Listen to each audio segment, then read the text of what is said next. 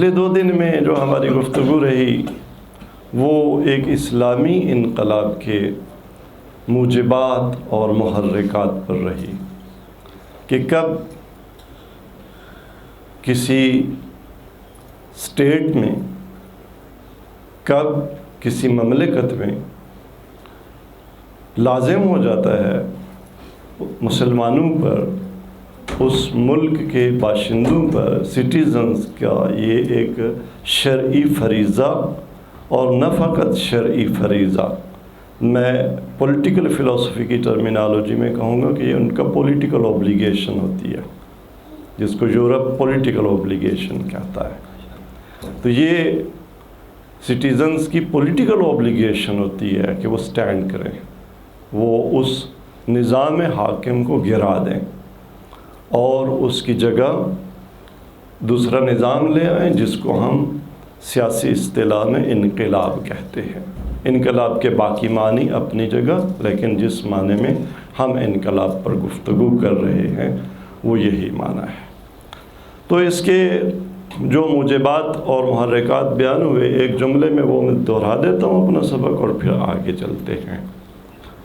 تو وہ موجبات، وہ محرکات جو واجب قرار دے دیتے ہیں کسی ملک کے مسلمان رعایا کے لیے، پبلک کے لیے، عوام کے لیے، جہاں اکثریت مسلمانوں کی رہ رہی ہو، وہاں جہاں جمہور مسلمین ہو، کہ وہ کھڑے ہو جائیں۔ تو وہ کون سے محرکات ہوتے ہیں جو جمہور مسلمین کو، مسلم پبلک کو ان کے لیے واجب قرار دے دیتے ہیں، ان کا فریضہ قرار دیتے ہیں۔ شرعی فریضہ بھی ہے اور سیاسی فریضہ بھی ہے۔ تو ان میں پہلا موجب وہ انسانی کرامت کے مخالف، یعنی انسان کی توہین، انسان کی ذلت، جہاں انسان کی کرامت نہ ہو، جس اسٹیٹ میں، جس مملکت میں، جن پولیٹیکل ارینجمنٹس میں انسانی کرامت باقی نہ رہے، عوام کی کرامت باقی نہ رہے، تو خالی یہی ایک اگر موجب بھی ہو اور کوئی موجب بھی نہ ہو، چاہے اسلام کے نام پر بھی حکمرانی ہو اور حضرت امیر المومنین ہی اس پہ مسند اور اقتدار پہ بیٹھے ہوں، تو اس حضرت امیر المومنین کو بھی، ہاں آپ سمجھ گئے میرا اشارہ کدھر ہے، توضیح دینے کی ضرورت نہیں ہے، ایک دفعہ مل کے بلند آواز میں صلوات پڑھیں۔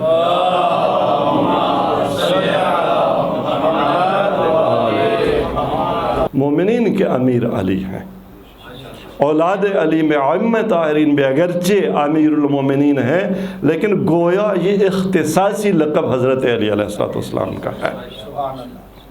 تو جہاں انسانی کرامت نہ ہو وہاں اس اسٹیٹ کو گرانا ضروری ہے، اور کرامت انسانی کے بعد دیانت اسلامی، جہاں وہ دین جو خدا نے پسند کیا ہے، رضیت لکم الاسلام دینا، وہ اگر انسان کا، ایک ملک کا، ایک قوم کا طرز زندگی نہ ہو، زندگی میں نہ اترے، انفرادی زندگی صرف نہیں، سوشل لائف میں، پولیٹیکل لائف میں، جہاں دیانت نہ ہو، اسلامی دیانت نہ ہو، جو رضیت لکم الاسلام دینا وہاں نہ ہو، تو ایسی اسٹیٹ بھی اس قابل نہیں ہے کہ اس کو اوبے کیا جائے، اس کو فالو کیا جائے۔ اس کے لیے ڈس اوبیڈینس ضروری ہے، اس کے لیے سول ڈس اوبیڈینس اور سول نافرمانی کی تحریک چلانا یہ فریضہ ہے، یہ واجب ہے۔ اگلا عامل وہ کل عرض کیا تھا کہ جہاں خلافت چھن جائے خدا کے خلیفہ سے، اور انی جاعل فی الارض خلیفہ، جسے خدا نے خلیفہ بنایا ہے، جسے خدا نے، اب کل میں نے کہا تھا، اس پہ ایک سوال بھی آیا، ابھی جواب نہیں دوں گا، ایک تھوڑا سا اشارہ کروں گا۔ وہ خلافت، وہ علاقہ، وہ سلطنت وہ رقبہ، وہ ایریا جس پر خدا نے جسے خلیفہ بنایا ہے اس کی خلافت نہ رہے۔ جواب میں نے آپ کے سوال کا بھی دے دیا۔ یہ جو ہماری مملکت وجود ہے، میری مملکت وجود، جس کے امام خمینی رضوان اللہ تعالی علیہ نے جنود عقل و جہل، اس کے اپنے لشکر ہیں، اس کا اپنا بادشاہ ہے، وہ میرا سیلف اور میری ایگو، وہ اس کا سلطان سریر ہے، وہ اس کا خلیفۃ اللہ ہے۔ اور یہ تو میری انڈیویجول لائف، میری وہ کلیکٹیو لائف اور اجتماعی حیات جس میں کچھ لوگ اور کچھ چیزیں اللہ نے میرے اقتدار میں دی ہیں۔ مثلا میری اولاد کا میں ولی ہوں، جس حد تک ولی ہوں، میں اپنے اہل و عیال کا ولی ہوں، خدا نے بنایا ہے، یہ میری خلافت ہے، خدا نے مجھے عطا کی ہے۔ نہ کہیں، میں نے کل ساری توضیح بیان کر دی تھی، وہ جو خلیفہ کا اکمل مصداق ہے وہ تو کائنات کا خلیفہ ہے، وہ تو بحر و بر پہ خلیفہ ہے، وہ تو 7 اقلیم پہ خلیفہ ہے، ہاں، اور وہ اکمل خلیفہ ہے، اس کا کوئی انکار نہیں ہے۔ انی جاعل فی الارض خلیفہ، لیکن میں آپ بھی خلیفۃ اللہ ہیں اپنی ٹیریٹوری پر۔ اور جب خلیفۃ اللہ، جس کو خدا نے جس سلطنت کا خلیفہ بنایا ہے، اس سے خلافت چھن جائے، کوئی اور مسند خلافت پر آ جائے، اس کا گریبان پکڑ کر اسے اتار دو۔ انقلاب ضروری ہے۔ اور ایک جملہ، اگر آپ کی اپنی مملکت وجود پر ابلیس آ گیا تو پھر تمہیں باہر انقلاب کی بعد میں ضرورت پیش آئے گی۔ پہلے جو یہاں بیٹھا ہے تمہاری دل کی مسند سریر پر اور حکمرانی کر رہا ہے، خلافت تو نفس اس کی نفس انسانی اور الہی کی ہونی چاہیے تھی، لیکن کون حکمرانی کر رہا ہے؟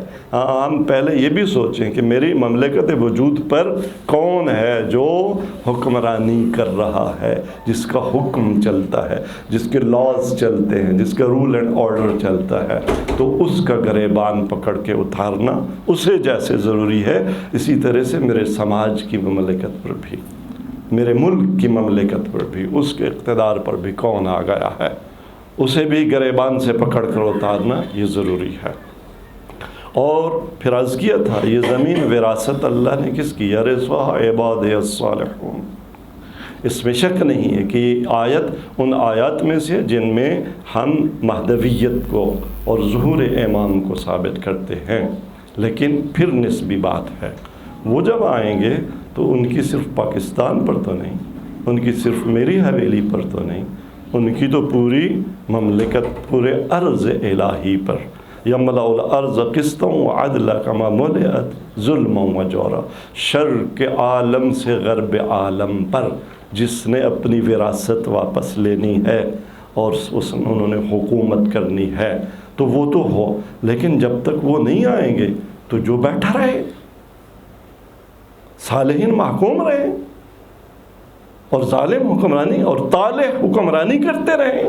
نہیں، اب بھی جب تک وہ پردہ غیبت میں ہے تب بھی صالح اس زمین کے، ان کی غیبت میں، ان کی نیابت میں، آپ کے سوال کا جواب آ گیا، ان کی نیابت میں وہ وارث زمین ہیں اور انہوں نے اس زمین پر حکومت کرنی ہے۔ یہ نہیں ہو سکتا کہ خمینی وہ شاہ کے تحت زندگی گزارے، نہیں، حرام ہے۔ واجب ہے خمینی پر کہ تختہ الٹ دے، ہاں نہ الٹ سکتا ہو تو وہ پھر یہ نہ کہنا کہ خمینی نے تو الٹا، فلاں نے نہیں الٹا تو کیا ہو گیا، ہم بہت سارے قیاسات بھی فوراً پہ شروع کر دیتے ہیں۔ نہیں، وہ معاملہ الگ۔ تو وراثت اس زمین کی، صالحین کی۔ اگر کوئی غاصب آ گیا، کوئی لٹیرا آ گیا آپ کے پلاٹ پر قبضہ ہو جائے تو آپ کیا کیا نہیں کرتے. آدھی کنال 3 مرلے کا آپ کا پلاٹ چھن گیا, آپ کے باپ کی وراثت, آپ کیا کیا قتل و غارت نہیں کر دیتے, بندوقیں اٹھ جاتی ہیں. اچھا میرے بابا کی وراثت پہ تم قابض ہو گئے ہو, خدا نے تمہیں اپنی زمین کا وارث بنایا ہے, صالحین کو وارث بنایا ہے, تمہیں اپنی لٹی ہوئی میراث کا فکر بھی نہیں ہے. یہ بات ہضم بھی نہیں ہو رہی کہ ہم بھی وارث زمین ہیں. بھلا کیا تم مومن نہیں ہو؟ ہاں اگر مومن نہیں ہو تو پھر نہیں ہو وارث, پھر میں بھی کہوں گا تمہاری کوئی وراثت نہیں ہے. لیکن اگر صالح ہیں آپ تو اس زمین, یہ زمین تمہاری وراثت ہے, اس پہ اقتدار تمہارا ہے. ایک دفعہ مل کے بلند آواز میں صلوات کرو.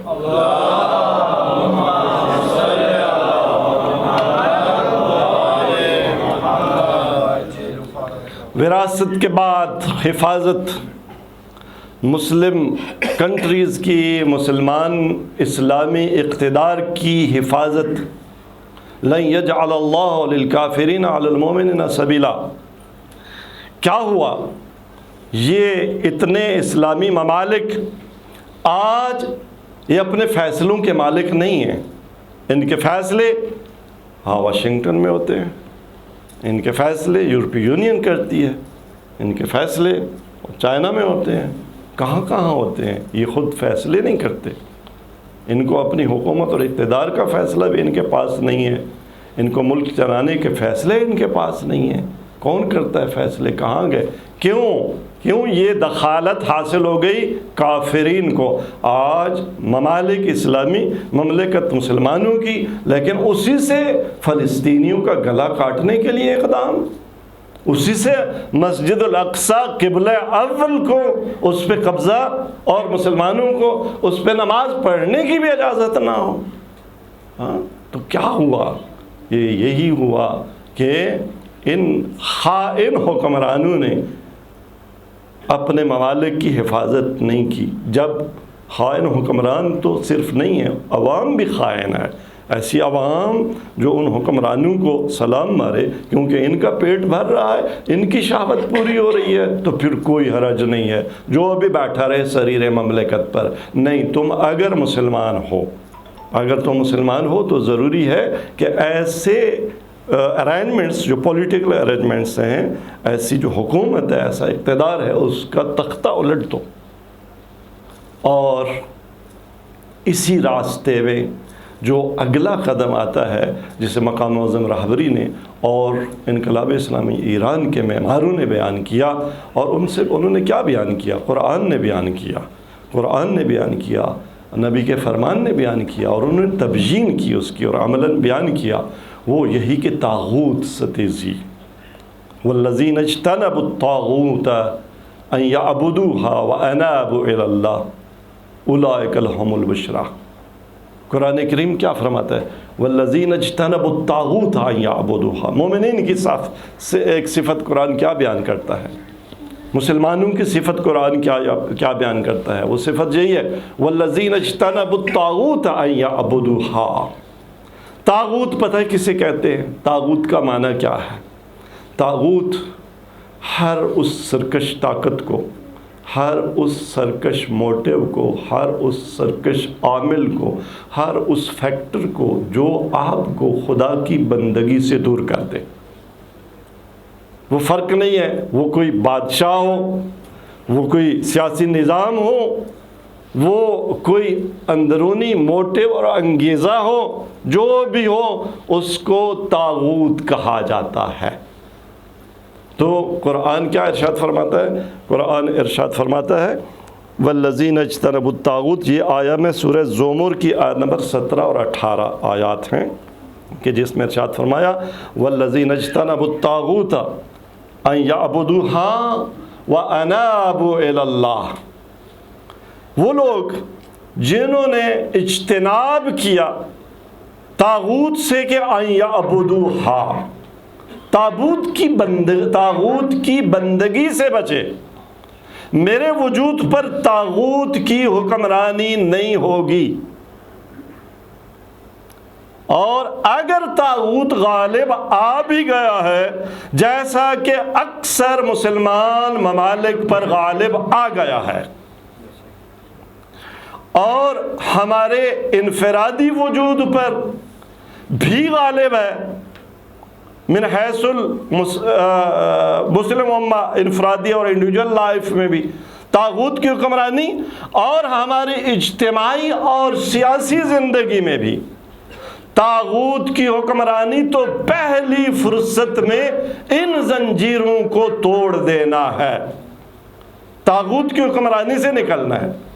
والذین اجتنبوا الطاغوت ان یعبدوها وانابوا الی اللہ، انابا واپس لوٹنے کو کہتے ہیں۔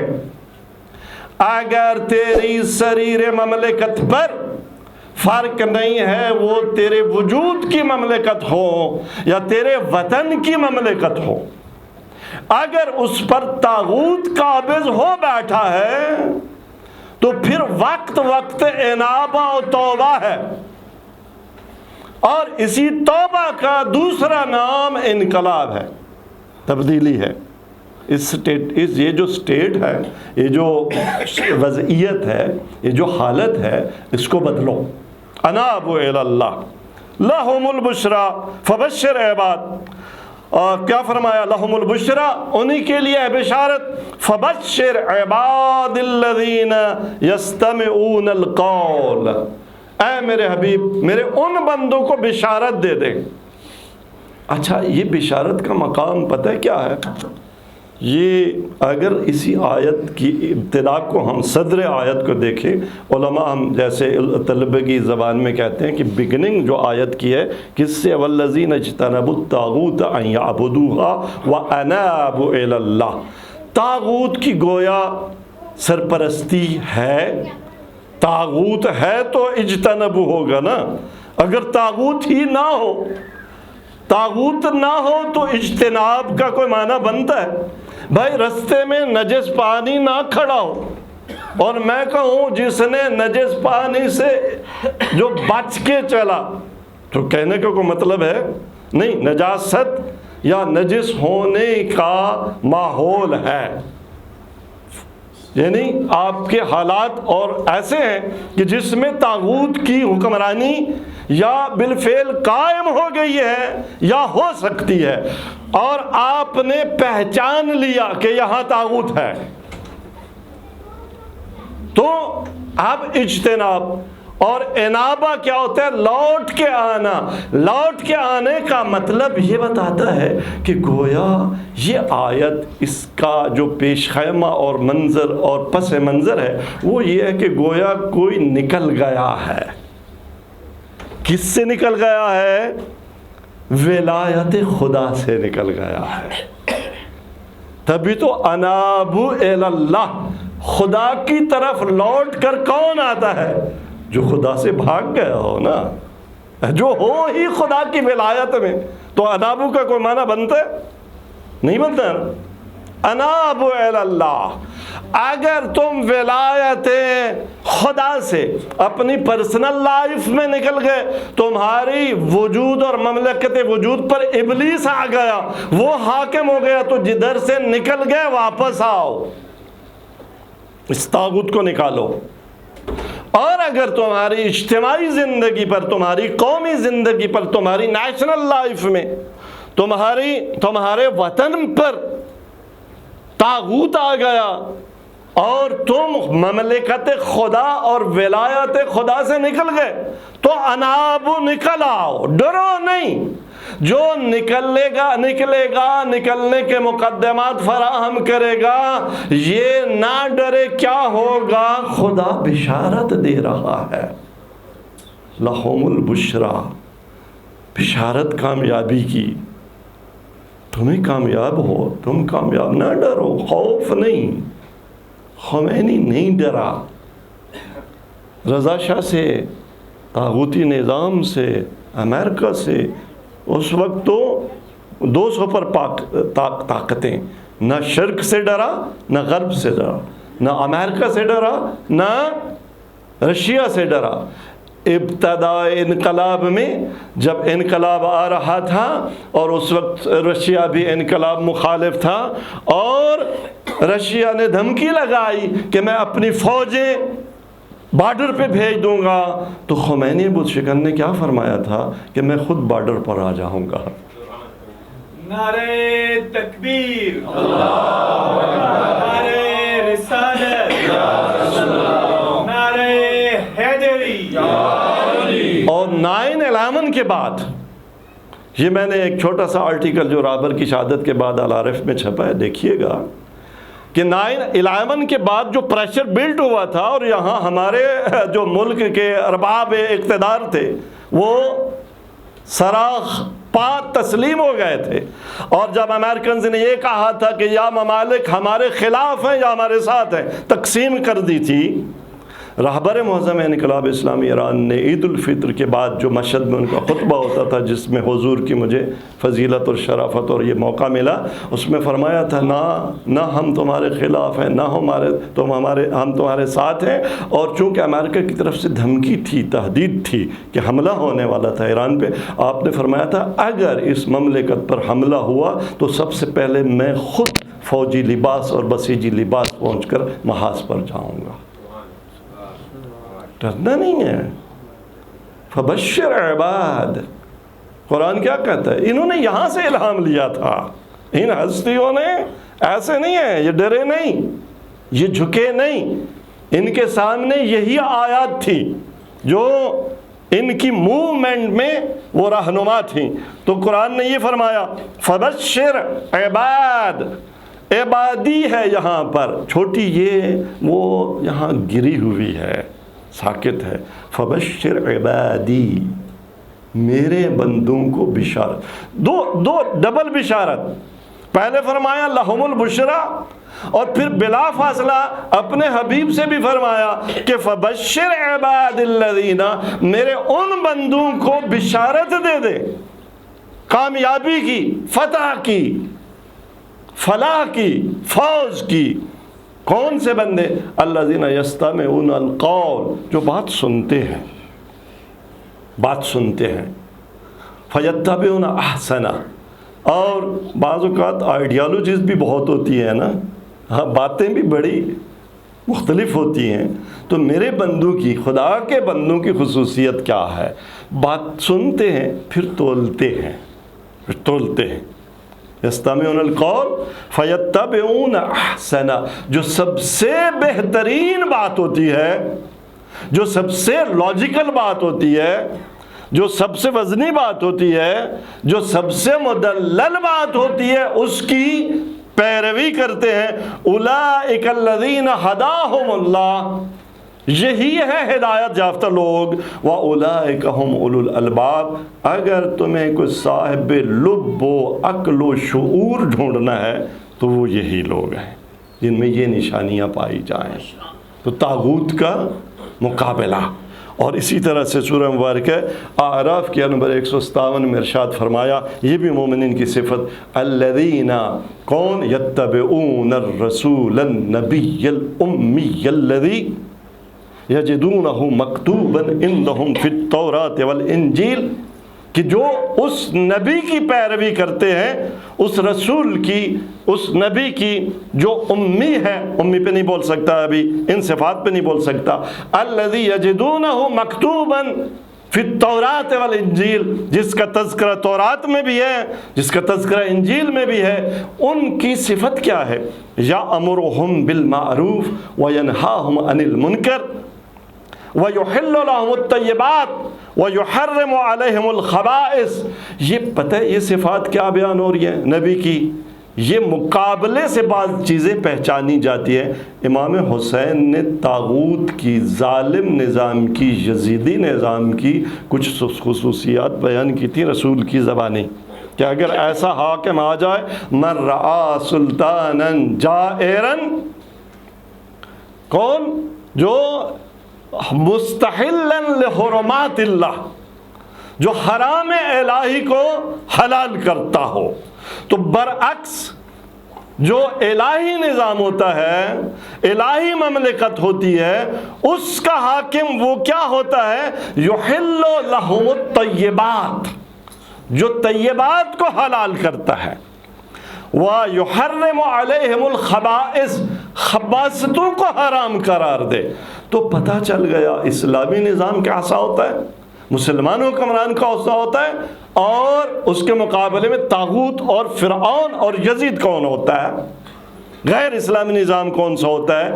تو مسلمان وہ جو اس نظام کو فالو کرتا ہے، جس میں کیا ہوتا ہو، جس میں معروف کا حکم دیا جاتا ہو۔ اچھا بات لمبی ہو جاتی ہے، میں کیا کروں، لیکن پتہ ہے ولایت فقیہ کے دلائل میں جو امام خمینی نے دلائل قائم کیے نا ولایت فقیہ پر، اس میں ایک دلیل، عمدہ دلیل پتہ ہے کیا ہے؟ وہ یہی امر بالمعروف ہے۔ آپ فروع دین میں پڑھتے ہیں نا، امر بالمعروف اور نہی عن المنکر۔ اصلاً امر پہ توجہ فرمائی، یہ لفظ امر کس پہ دلالت کرتا ہے؟ لفظ امر کب بولا جاتا ہے؟ ہاں دیکھیں چند ایک چیزیں ہیں طلب کے لیے۔ ایک ہے التجا، ریکویسٹ۔ ریکویسٹ میں بھی میں کہتا ہوں یار پلیز کہوں یا نہ کہوں، بہرحال وہ زبان حال بیان کر رہی ہوتی ہے، میں ایک چیز مانگ رہا ہوں پانی دے دیں، یہ ریکویسٹ بھی ہو سکتی ہے۔ اچھا یہ تمنا بھی ہو سکتی ہے، آرزو بھی ہو سکتی ہے۔ یہ چند ایک چیزیں ہیں جن کے لیے بظاہر لفظ ایک ہے، ہاں یعنی بولنے میں ایک لفظ ہے، لیکن اس کے ٹائٹل بدلتے جاتے ہیں، کہیں ریکویسٹ ہوگا، کہیں اپیل ہوگی، کہیں تمنا ہوگی، کہیں خاص ہوگی، کہیں ڈیزائر ہوگی، لیکن کمانڈ کب ہوگا، امر کب ہوگا؟ کے لیے بھی یہی معاملہ ہے۔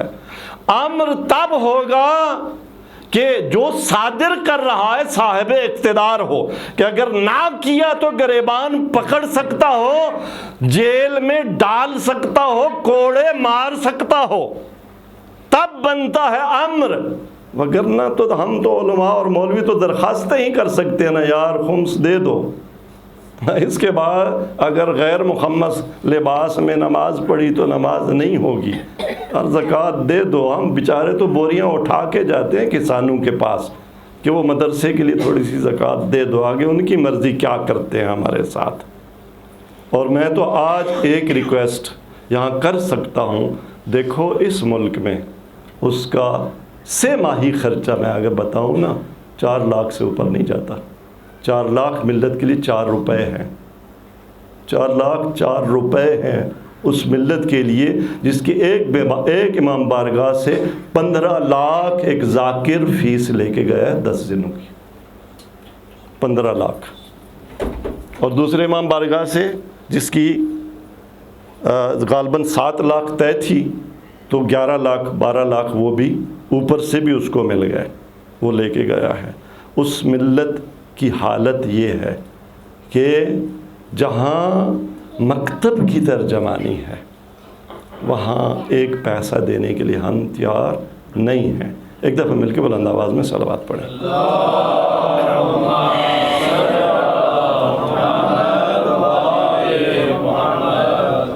وقت کے دامن میں گنجائش کم ہے، میں سمیٹوں اپنی گفتگو کو۔ تو یہ محرکات، جب طاغوت آ جائے، طاغوت کو اتارنا ہے۔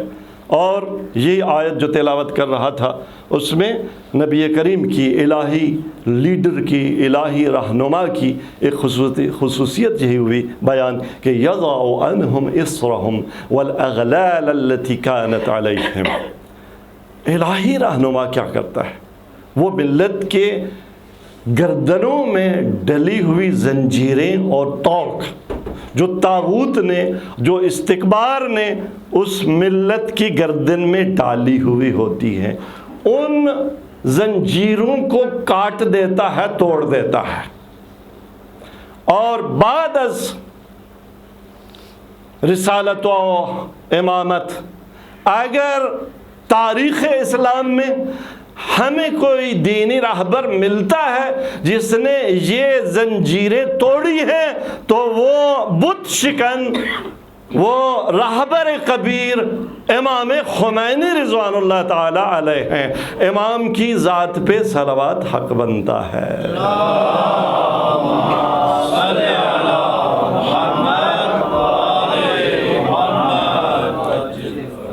چونکہ وقت کے دامن میں گنجائش کم ہے، اب میں صرف لسٹ بیان کروں گا، پھر زندگی میں موقع ملا تو جو محرکات اور موجبات انقلاب ہیں ان میں اگلا محرک وہ ہے مظلوم کی مدد۔ وَمَا لَكُمْ لَا تُقَاتِلُونَ فِي سَبِيلِ اللَّهِ، مظلوم کہیں بھی ہو دنیا میں اس کی مدد، اور اس کی مدد پتہ ہے کون کر سکتا ہے؟ آپ جتنے بھی نام لکھوا لیں، ہاں بعض مولویوں نے کہا بھی بھائی ہم اتنے بندے دیں گے، فلسطین آپ رستہ کھول دو، کھلا رستہ نہیں، سٹیٹ پہ کون بیٹھا ہے، اوپر کون بیٹھا ہے، ایک بندہ بھی نہیں جائے گا۔ لیکن مسلمان اس کا فریضہ اصلا قرآن نے جتنی شدت سے ظلم کے خلاف ابھارا ہے مسلمان کو، اصل کہ پتہ کیا فرمایا؟ فرمایا لا ترکنوا الی الذین ظلموا فتمسکم النار۔ ایک سخت مسئلہ بتا رہا ہوں، اگر تمہارا ذاتی حق ہے، ایک زمین ہے، ایک پلاٹ ہے، کوئی پراپرٹی ہے، کوئی منصب ہے، کوئی عہدہ ہے، تمہارا حق ہے، ان اللہ بھی تمہارا حق ہے، لیکن اگر تم نے وہ پراپرٹی، وہ چانس اویل کیا ظالم کی سپورٹ سے، ظالم کی سفارش پر، تو قرآن کیا فرماتا ہے؟ فتمسکم النار، تم جہنم میں ڈالے جا سکتے ہو اپنا حق لینے کے لیے۔ اس لیے قاضی جور اگر ہو، آپ کا حق بھی مارا جا رہا ہو، قاضی جور کے پاس جانا، ایسے کورٹ میں جانا بھی جائز نہیں ہے، مگر استثناءات ان پہ ابھی گفتگو نہیں ہوتی۔ اور اپنی جو آئیڈینٹی ہے، نیشنل آئیڈینٹی، اس پہ راہبر نے تاکید کی ہے، یہ رہ گیا کہ تمہاری جو قومی آئیڈینٹی ہے، پرسنل آئیڈینٹی تو تمہاری ہے ہی صحیح، مسلمانوں کی ایک نیشنل آئیڈینٹی ہے، اس کو ریکگنیشن، اس کی ریکگنیشن۔ آپ کو پتہ ہے علامہ اقبال کی ایک کتاب کا خطبات جو ہے اس کا انگلش میں نام کیا ہے؟ Reconstruction of religious thought in Islam, reconstruction of religious thought in Islam. یہ علامہ نے ریکنسٹرکشن کہا، اور یہ چونکہ تھاٹ کی بات تھی، فکر اسلامی کی بات تھی، رہبر نے ریکگنیشن کی بات کی ہے، اپنی نیشنل آئیڈینٹی کو ریکگنائز کرو۔ تم بھول گئے میری آئیڈینٹی تھی کیا، میں تھا کیا، تو اپنی سٹیٹس، اپنا پہچان، تو تھا کون اور کھڑا کہاں ہے، تیری آئیڈینٹی تھی کیا۔ سبق پھر پڑھ، صداقت کا، شجاعت کا، عدالت کا، لیا جائے گا تجھ سے کام دنیا کی امامت کا۔ تجھ سے تو دنیا کی امامت کا کام لیا جانا تھا، آج تو پیچھے ہاتھ باندھ کے یا کھول کے کھڑا ہے، اور پڑھا کون رہا ہے، امامت کر کون رہا ہے، مسلح پہ کون ہے؟ دیکھو ذرا حضرت ٹرمپ کھڑے ہیں نا، حضرت ٹرمپ تو اس نے پتہ ہے کیا کہا رہبر کی شہادت پہ؟ اگلا رہبر میرے مشورے سے، اور اس کو یہ خیال تھا کہ چونکہ ہر جگہ میرے سائن سے بنتے ہیں، دنیا مسلم دنیا میں چونکہ جو بھی آتا ہے تو پیچھے وہاں سے زائد لے کے آ رہا ہے، تو وہ سمجھ رہا تھا کہ یہاں بھی میری دال گل جائے گی، نہیں، اب اس کو اپنی زندگی کے لالے پڑے ہوئے ہیں۔ اور اب بات یہاں آ گئی کہ اگر میں مارا گیا تو پھر کیا کرنا ہے، یہ ذلت یہاں پہ پہنچا، کہاں سے غرور اور تکبر کے ساتھ چلا اور کہاں پہ ذلیل و خوار ہو کے پہنچا تجھے۔ اور پھر لسٹ میں 2-3 نام لے لوں، اگر اچھا سارے موجبات آ گئے جی، انقلاب واجب ہو گیا، تو بس اٹھ پڑو، نہیں، انقلاب کے لیے تیاری، انقلاب کے لیے پہلے اندر کی تیاری، اندر کی تبدیلی، ٹھیک ہے جی۔ وہ کوئی گیا تھا نا امام خمینی کی خدمت میں اور انقلاب کے بعد اور کہا کہ میں اپنے ملک میں اسلام نافذ کرنا چاہتا ہوں، تو امام نے کیا فرمایا؟ پہلے اپنے 6 فٹ کے قد پر تو نافذ کرنا، پھر بعد میں نافذ کرنا۔ جو دنیا پر خدا کی دھرتی پر خدا کا نظام حاکم کرنا چاہتے ہیں، پہلے اپنے وجود میں انقلاب لے آئیں، پہلے تحول معنوی، آپ بولے تھے اس پر، پہلے یہ جو اسپرچول ریولیوشن ہے یہ لے آئیں اپنے اندر، انقلاب، معنوی انقلاب آیا آپ کے اندر، آپ کی پیشانیاں سجدہ اشنا ہوئی، آپ کو نماز میں اللہ اکبر کہتے ہوئے کوئی لذت محسوس ہوئی؟ راوی کہتا ہے میں سن رہا تھا،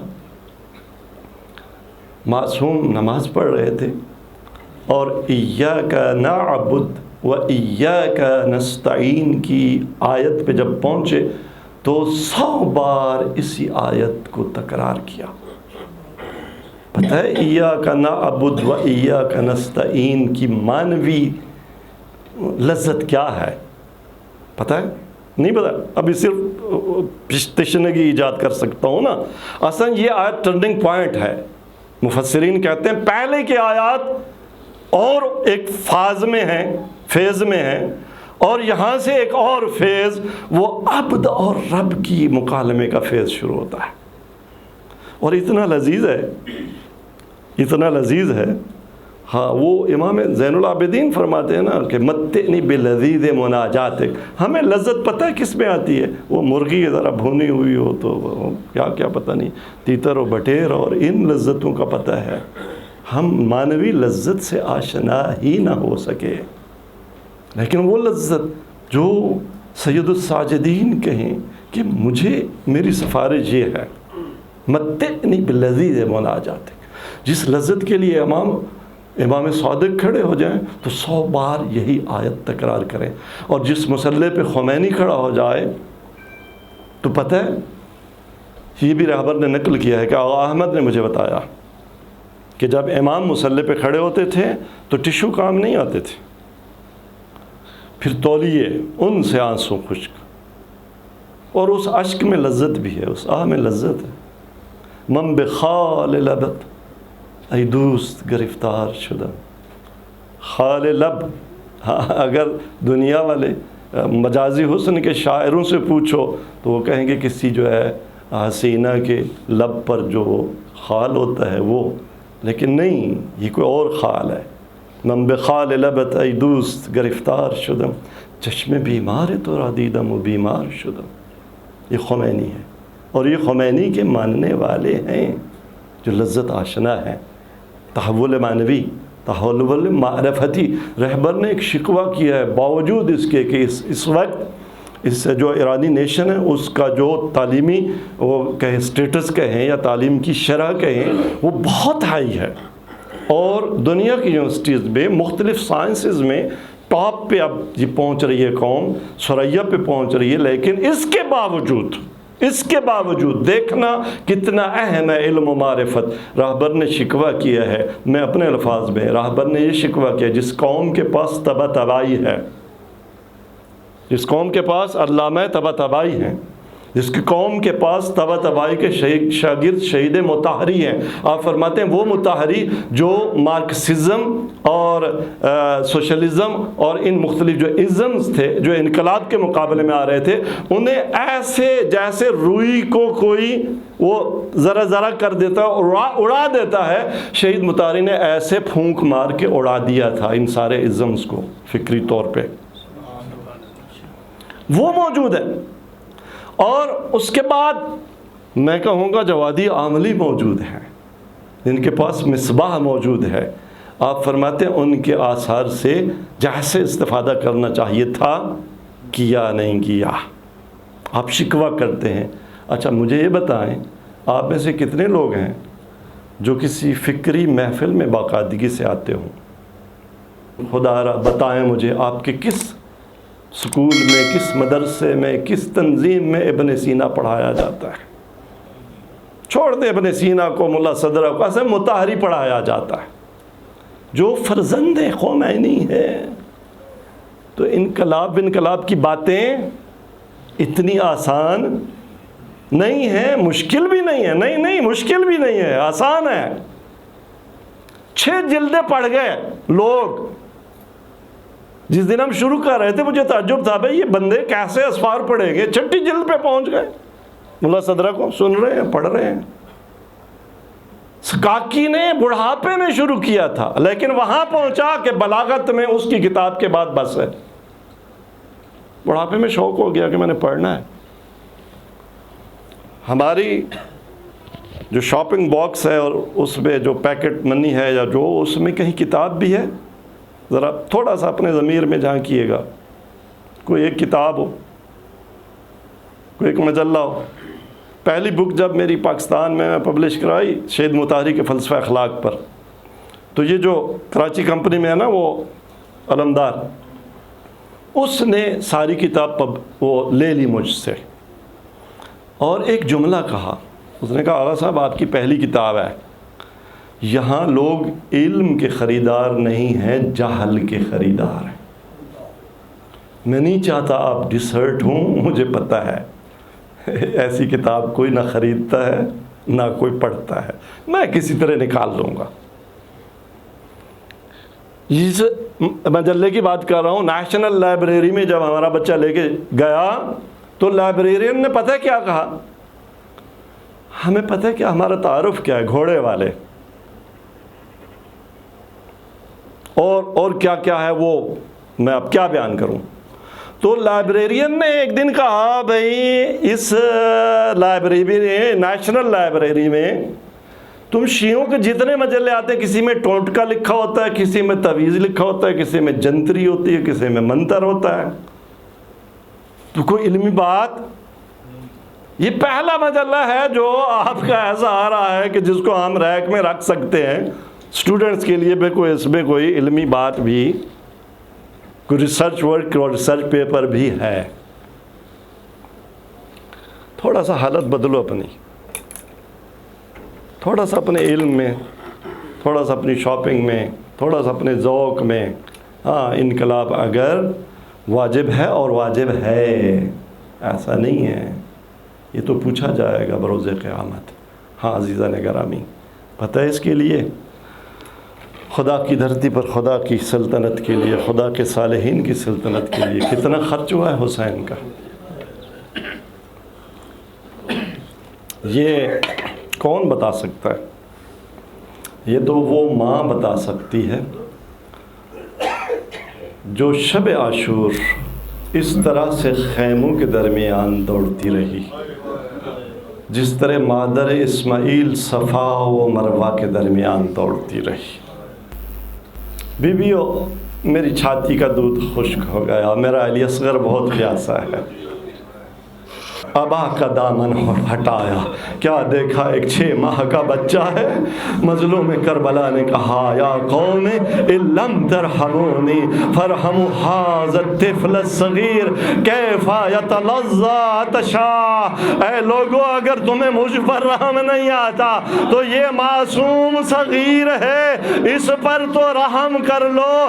کیف یتلظی، عزادارو، جب فوج اشقیاء نے یہ سنا تو کسی نے کہا حسین پانی اپنے لیے مانگتا ہے، علی اصغر کو بہانہ بناتا ہے۔